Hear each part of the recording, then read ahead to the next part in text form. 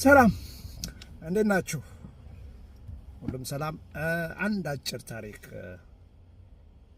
ላዋራችሁ ላጫውታችሁ ብዬ ነውና ትምህርት ካገኛችሁበት ነው። አልጨምርም፣ ግን ቀንሼ ነው ማውራ። ምክንያቱም እንዳይሰለቻችሁ ቁርጥ አድርጌ ነው ማወራላችሁና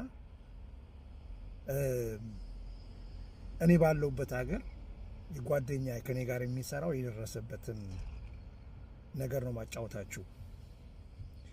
ጓደኛዬ ስሙን አልነግራችሁ፣ ምክንያቱም ለሴፍቲ ብዬ የሚማርበት ለሴፍቲ ብዬ ስሙንም ስማቸውንም አልጠቅስም ማለት ነው። እና ነገሩ እንዲህ ነው።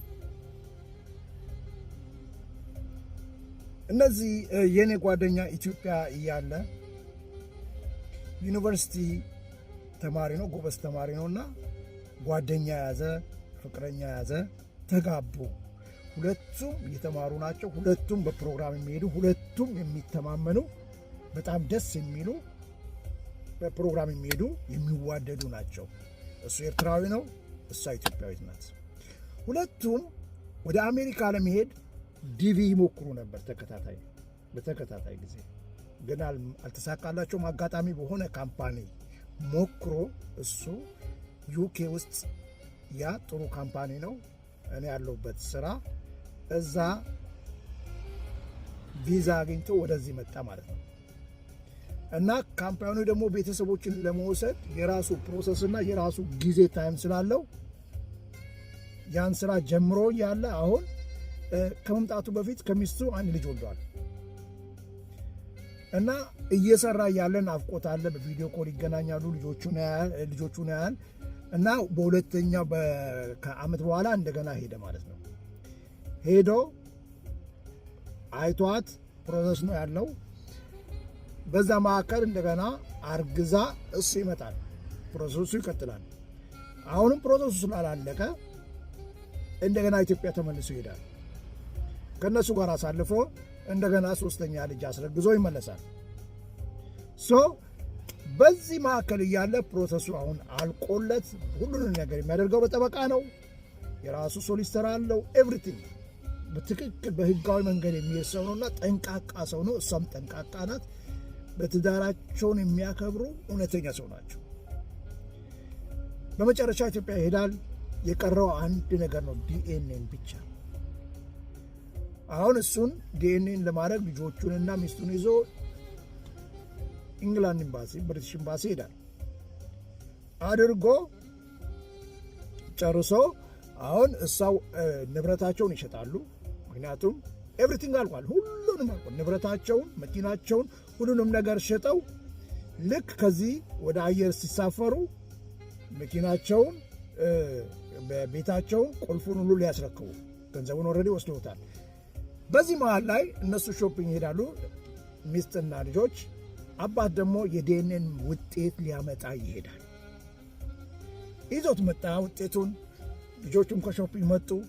ከዛ በኋላ አባት ተቆጥቷል፣ ተናዷል። በውስጡ ንዴት አለው። ንዴት የማያውቀው ሰው፣ ተናዶ የማያውቅ ሰው፣ ተበሳጭቶ የማያውቅ ሰው በጣም ተቆጥቷል። ሚስት መጣች።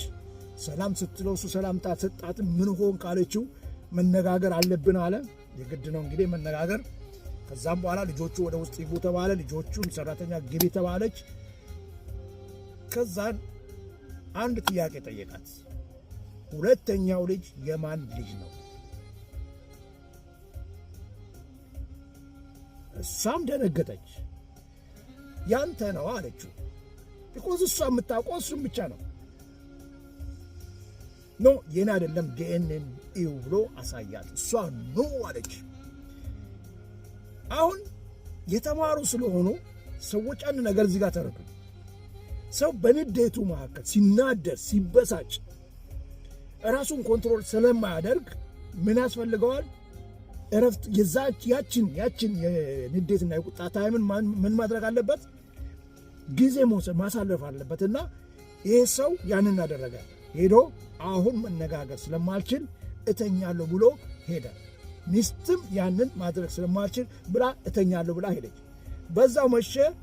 ግን ሰራተኛዋ ይህንን ሰምታ ስለነበረ ልጆቹ ቁጭ ብለው በሚጫወቱበት መካከል ገብታ አንቺ ኢንግላንድ ለንደን ትሄዳላችሁ፣ እሱ ግን አይሄድም፣ ምክንያቱም አንቺና አንቺ የሱ ልጆች ናችሁ፣ እሱ ግን የሱ ልጅ አይደለም ብላ ነገረች። ልጁ ደነገጠ።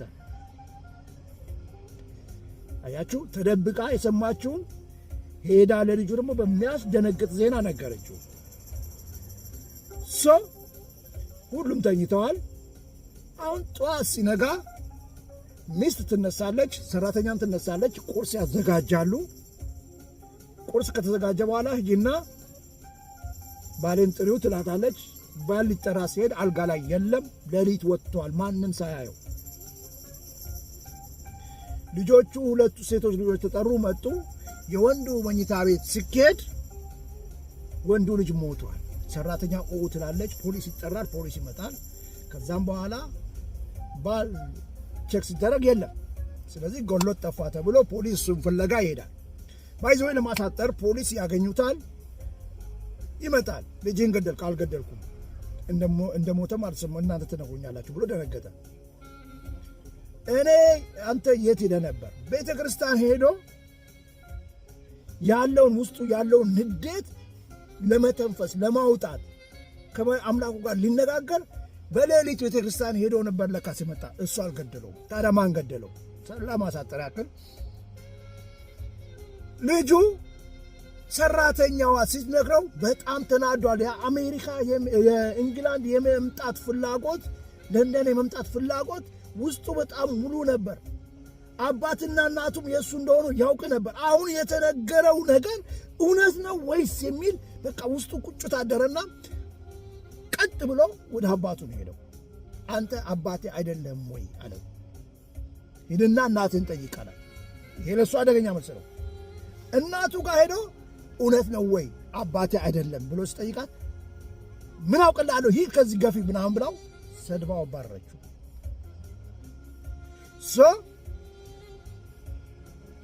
ይሄኛውን የያዘ ልጅ ቤት ገብቶ ራሱን በቢላ ራሱን ወቅቶ ደም ሲፈስ አድሮ ሞቶ ተገኘ። አያችሁ፣ ሰራተኛው ያደረገችው ምስቴክ የማይነገር ለልጅ የማይነገር ግቢ ተብላ ተደብቃ በመስማቷ የተነሳ ህይወት ጠፋ ማለት ነው። ህይወት ጠፋ። ከዛም በኋላ ፖሊስም በምርመራው አገኘ እሱ እንደሆነ። በመጨረሻ አባት ሁለቱን ልጆች ይዞ ሄደ። ሚስት እዚሁ ቀረች። ቤት የላትን ተሽጧል፣ መኪና የላትን ተሽጧል። ነገሩ ለምን ከማን እንዳረገዘች በጠየቅ ስትጀምር ፖሊስ አንድ ነገር ደረሰበት።